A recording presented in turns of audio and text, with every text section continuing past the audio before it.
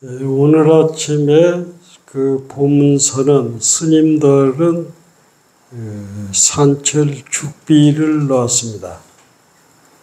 그리고 이제 스님들께서는 내일 모레 해제를 하고 우리 보살님들은 초하룻 날 해제를 합니다.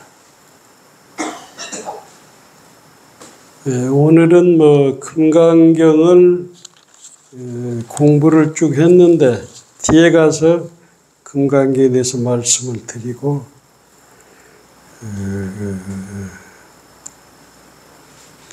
도강스님, 도천스님이라고 오늘의 하엄사가 있기까지는 도강스님, 도천스님의 금강산에서 맺은 약속이 이렇게 만들고 있습니다. 특히 이제 송담스님하고 관계가 되는데 해방 전에 수월스님의 상자고 수월스님 밑으로 무건스님이 계셨는데 무건스님 상자인 도천스님이 계시고 그 다음에 용성스님의 상자고 용성스님 밑에 동원스님이 있고 동원스님 밑에 도광스님이 계셨는데 이 도광스님과 도천스님은 문중은 아닌데 두 분이 굉장히 친했습니다. 그래서 이 두 분이 해방 전에 금강산 마하연에서 선방에 같이 공부를 하면서 해제가 돼가지고 금강산 장안사, 표운사 이런 데서 이제 만행을 하면서 둘이 굉장히 친하게 됐어요. 그래 이제 그 하루는 금강산 표운사에서 도광스님이 도천스님께 얘기를 하죠. 우리는 비록 문중은 아니지만은 마음이 통하는 것 같다고. 해방 전후다 보니까 금강산도 그렇게 어지럽는가 봐요. 우리가 남쪽으로 가서 평생을 도반 삼아서 상자도 서로 돌아가면서 상자를 두고 함께 공부하자고 남쪽으로 내려왔어. 그래가지고 이 두 스님이 범어사로 왔단 말이에요.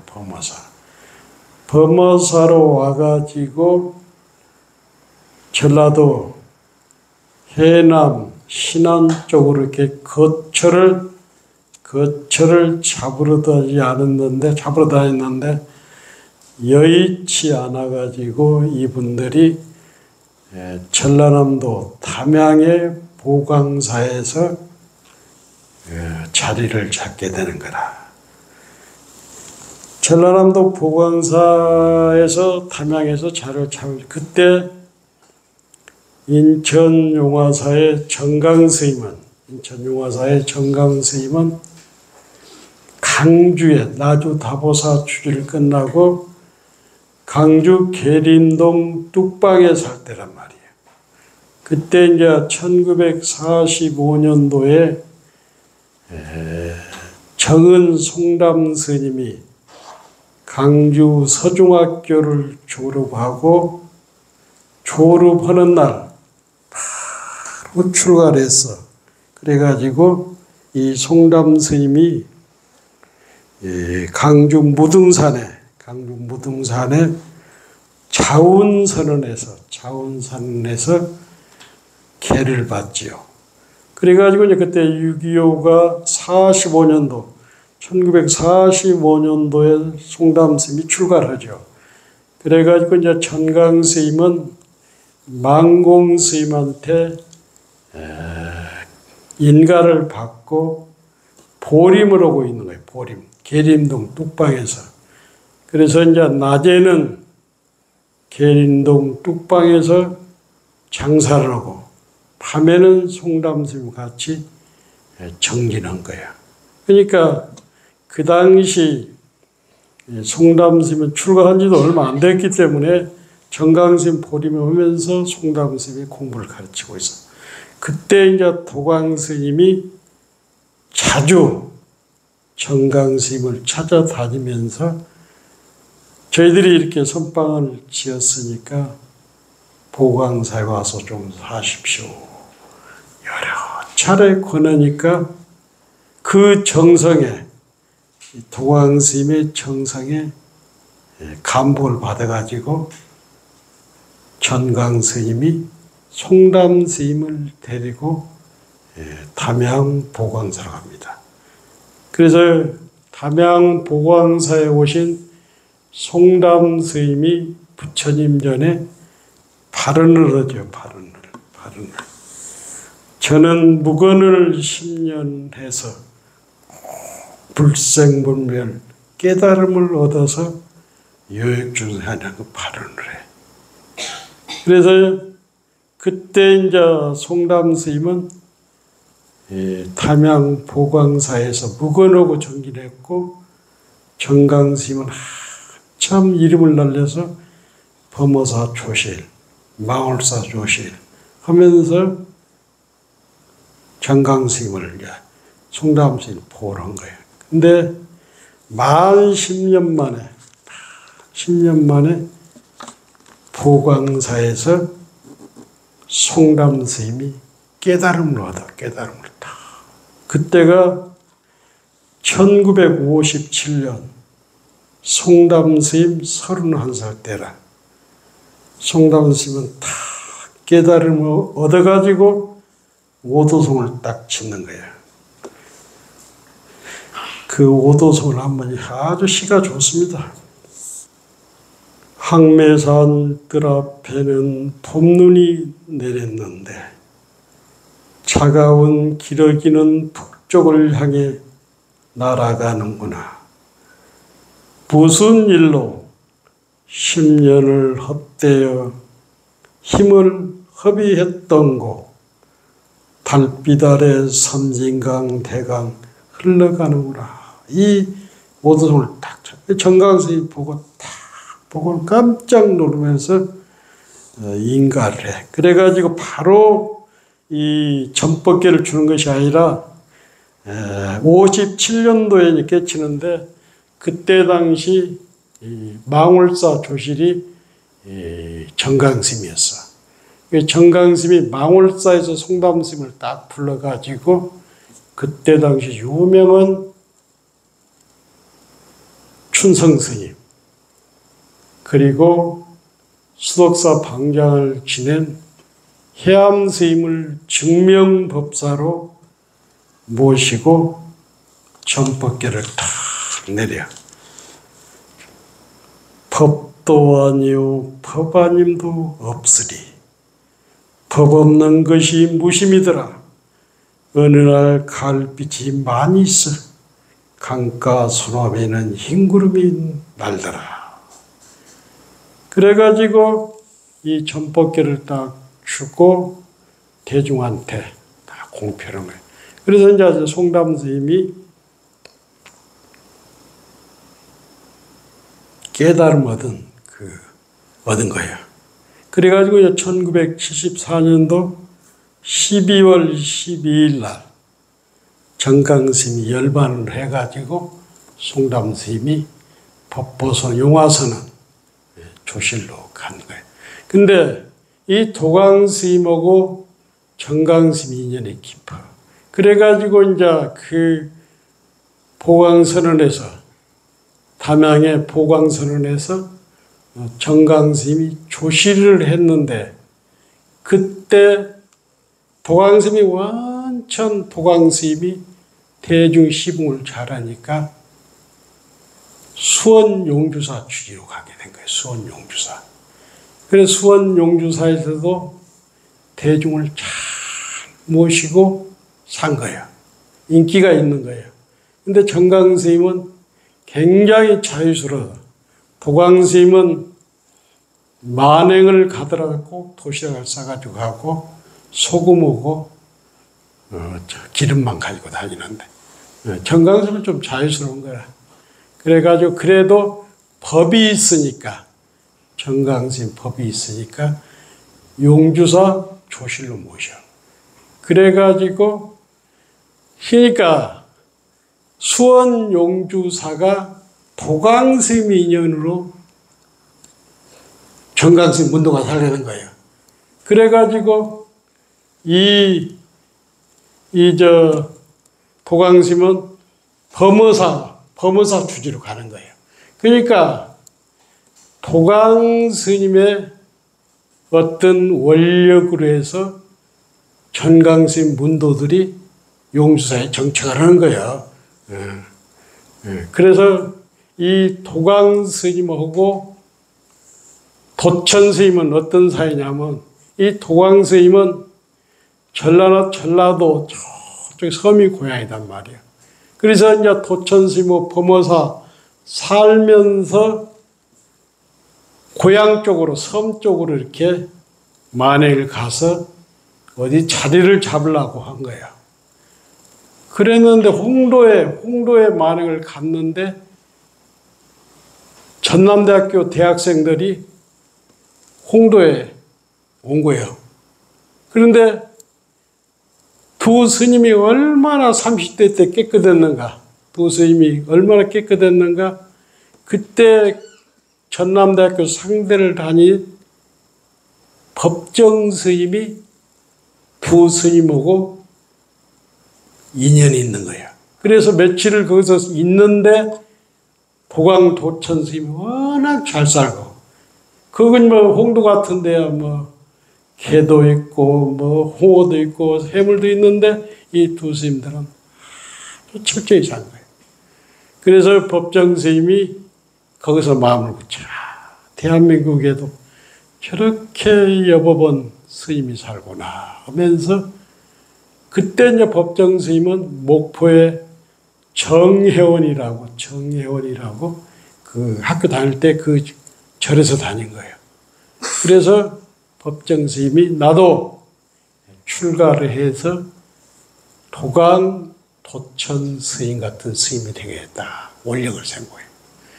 그래가지고 이제 여러 가지 얘기가 있는데 줄여서 1984년도에 도광스님이 돌아가시는데 이 법정스님이 책에 그 도광스님에 대해서 글을 쓴 게 있어. 그래서 이제 도광스님은 하암사에서 많은 상자를 두고 이 하암사를 대하암사로 이렇게 만들었고, 도천스님은 태고사로 간 거예요. 태고사 가서 사시다 돌아가셨는데, 도광스님의 조카가 누님의 아들이 명성스님이라, 명성스님을 도천스님한테 상자를 준 거예요. 그래서 행자가 들어도 한 번은 도광스님 맞고 한 번은 도천스님 맞고, 이렇게 계속 지금도 같은 문도는 아닌데 하암사에서 도천스님, 도광스님 문도들이 같이 사. 요즘 그 불교방송 이사장 덕문스님이 그 도광스님 손주산자고, 그 위에가 종렬스님이고 그 다음에 도광스님이란 말이에요. 도천스님은 옛날 경허스님의 상자 수월스님이 있고, 수월스님 밑에 무건스님이 있었어. 무건스님 밑에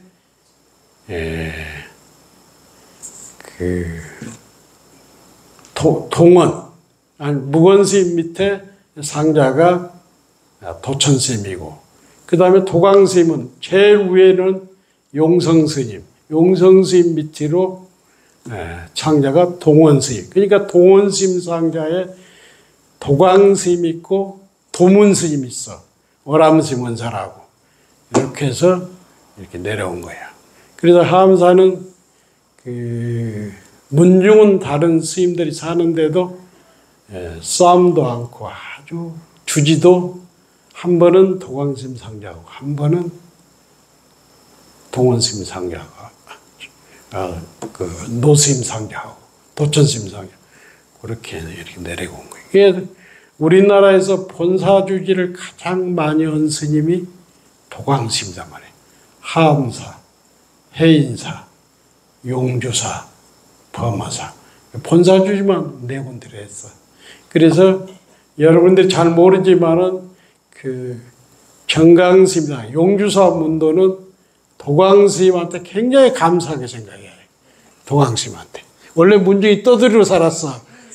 그래, 떠들이, 그때 정강스님이 해인사 강원으로 나왔지만은 나주 다보사 주제다 쫓겨나고 계속 쫓겨나가지고 강주에 6.25가 났을 때는 강주에서, 송담스님은 강주 지금 같으면 서중학교 나왔는데 딱 서중학교 졸업하는 날 정강스님이 뺏어온 거예요. 그래가지고 무등산 자운선을 해서 걔를 주고 데리고 그때 6.25가 터지니까 계림동 뚝방에서 담배 장사를 했어, 정강스님이.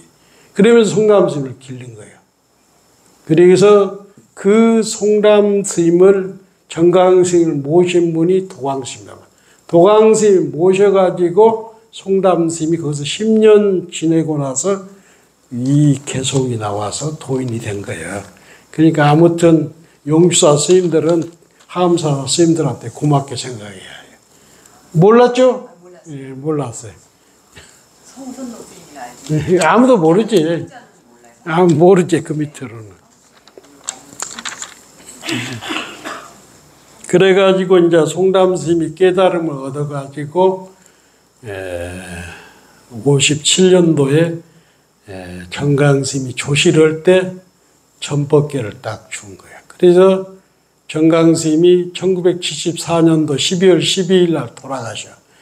그래서 용주사 주지를 송담스님이 잠깐 했습니다. 수원용. 그래가지고 법보선으로 가게 된 거예요. 이 얘기는 이제 다음에 더 한번 법정스님 얘기까지 한번 더 어떻게 보다. 음력으로 9월 9일을 옛날에는 중량절이라 해서 중량절. 요즘에는 쌍구, 구가 두 개다 해서 구구절이라고 더 많이 해. 그래서 이 동남아시아에서는 특히 중국이나 일본 같은 데서는 기운이 가장 양기운이 세가지고 가장 9월 9일이면 우리나라에서도 음력으로 9월 9일이면 가장 날씨가 좋아. 그래서 옛날에 중국에서는 지옥문이 싹 열리는 날이라고 했어. 그래서 한국에 구구절이 처음에 들어왔을 때는 제삿날 모르는, 쉽게 말해서 언제 죽었는지 모르는 사람들을 위주로 구구절, 중양절 행사를 했어. 근데 지금에 와서는 어떤 절이든지 구구절 행사를 합니다. 왜 하냐면 지옥문이 열리는 날이고 가장 기운이 좋은 날이기 때문에. 그래서 이제 저는 사실 보면 인천 용화사나 어느 절이고 사실은 영가의 인연 공덕으로 먹고 사는 절이 태반이에요. 태반이단 말이에요. 그러면 보살님들이 생각하기에 이런 생각을 한단 말이에요. 엊그제 백중을 지내고 또 한 달 있다가 추석 조상 차례를 지내고 또 절마다 구구절을 하니까 없는 형편에 스트레스가 쌓인단 말이에요. 스트레스. 예? 그런데 왜 영가들한테 계속해서 천도제를 지내주냐. 이건 난 누구한테 듣은 것은 아닙니다. 내가 깨달은 건데 저는 영가는 이렇게 생각합니다. 이름이 없는 사람이고 색이 없는, 쉽게 말해서 이름은 있는데 몸뚱아리가 없는 사람이고, 사람은 몸뚱이가 있는 영가라고 생각해요. 그래서 우리가 돌아가신 영가님에게 부처님의 무상 법문을 꾸준히 들려주면은 그 영가가 식이 있어. 식이 알아듣는단 말이에요. 의식을 한단 말이에요.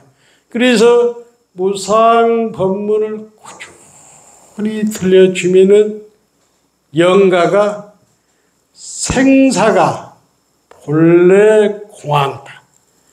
생사가 죽고 사는 것이 본래 공함을 느끼고 육도윤회를 벗어날 수 있다. 우리도 스님들이나 불자님들 그러잖아요.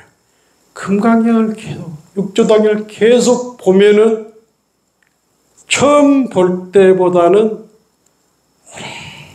오랫동안 보다 보니까 생사는 부처님도 성철 스님도 역대 조사들도 분명히 죽고 사는 생사는 있는데 그 생사에 넘어지지 않고 걸리지 않고 육도윤회를 벗어날 수가 있다. 이거 이해가 돼야 하는데 이해가 됩니까? 우리가 자주 듣다 보니까 부처님도 분명히 태어나서 출가해서 49년 동안 설법을 하다가 부처님이 후시라가다 해서 열반에 들었단 말이에요. 살아상수 남아서. 근데 부처님은 그 죽음에 그 생사에 끄달림이 없었단 말이에요. 어떤 사람이건 다 죽게 돼 있단 말이에요. 근데 거기에 그 생사에 연연하지 않고 윤회, 지옥하기 육도윤회에 연연하지 않고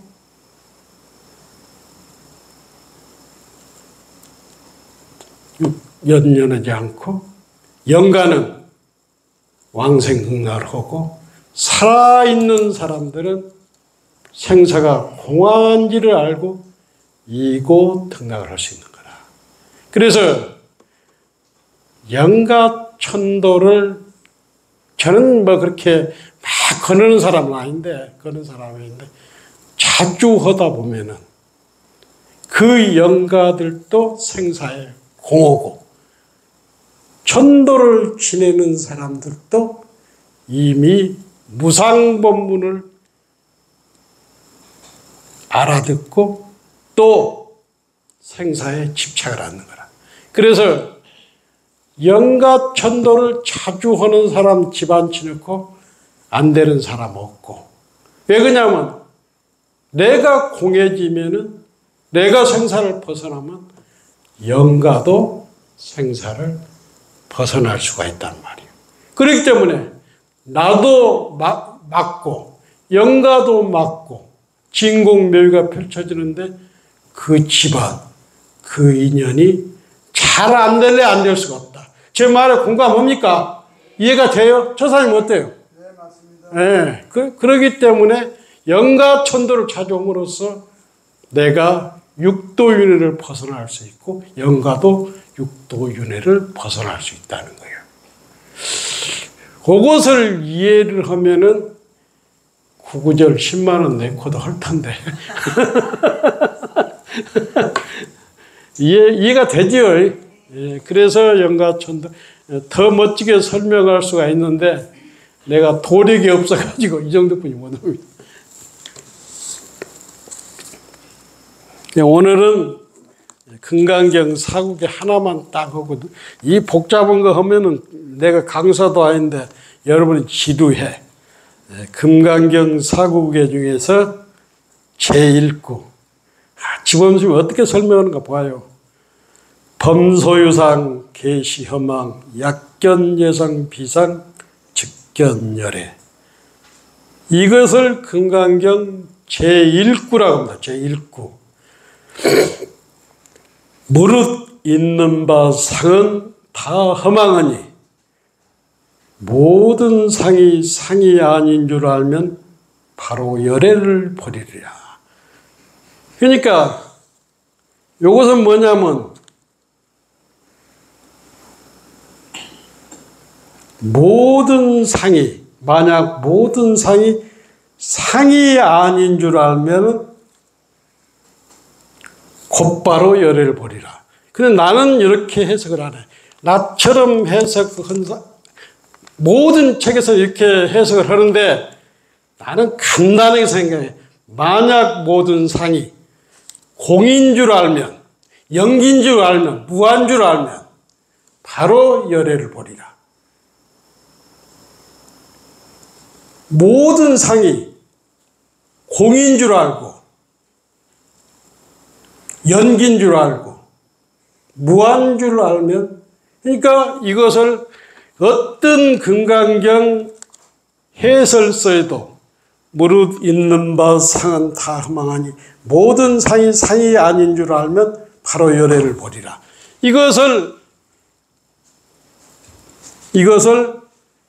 약견 재상 비상을 모든 상이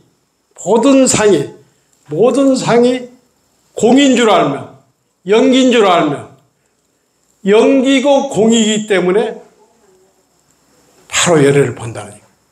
요거 이해해야 하는데 이해가 됩니까? 거사님 어때요? 그러니까 공인 줄 딱 알아버리면 바로 열애를 본단 말이에요. 근데 금강성 해석서 중에서 나처럼 해석한 사람 한 사람도 없어. 한 사람도 없다니까. 영기인 줄 알면 바로 열애를 보리라. 우리 여여심 이해가 됩니까? 예, 되죠. 그리고 이제 거사님, 우리 거사님 나한테 좀 질문이 있다는데 지금 여기서 하십시오. 저기 거사님. 예, 괜찮습니다. 예. 그 대인 거사님 공부 제일 열심히 하는데 질문 한번 해보십시오. 그러면 제가 답을 하겠습니다.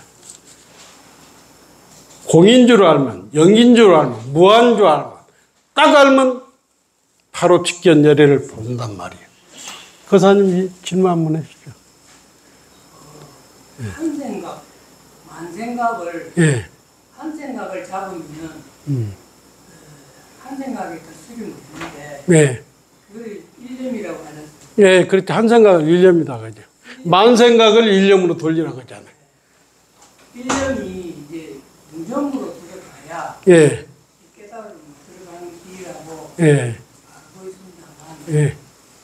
이 무념이라는 거와 우리가 시대말로 멍때리다. 멍때리는 거하고 무념이라고 어떻게 다른지. 저는 멍 때린다는 소리를 모르고 있고 요즘 무념이라는 것은 망상이 사라진 이게 무념, 무상하지. 그래서 망념이 사라진 것을 무념이라는 말. 그것이 바로 부처님 마음. 번뇌가 사라진 것을 망념이라고 하는 거예요. 그래서 우리의 정말 순수한 무념은 부처님 마음이라. 저는 멍 때린다는 소리는 잘 모릅니다, 제가. 그것은 잘 모르겠어, 멍 때린다는 것은. 예, 그래서 무념, 그러니까 육조단경을 이렇게 보잖아요. 육조단경을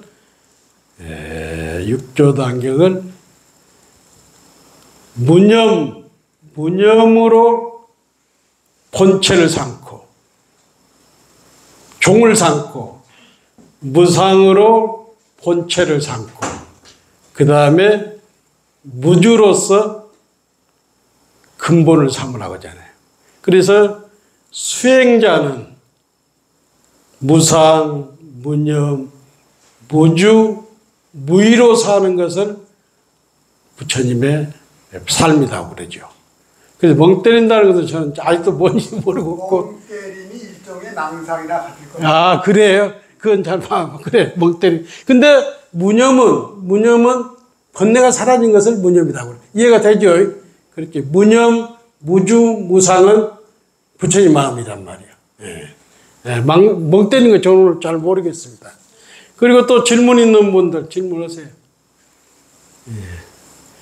그래서 그 구구절 하는 것도 영가가 생사를 벗어나고 영가가 꾸준하게 무상법문을 듣고는 야, 내가 본래 몸이 없던 거라 그러면서 생사에 벗어나서 해탈할 수 있고 또 제사를 지내는 사람들은 정성을 다하다 보면은 무념, 무상, 무주, 무의의 마음이 생겨서 육도윤회를 벗어날 수 있다.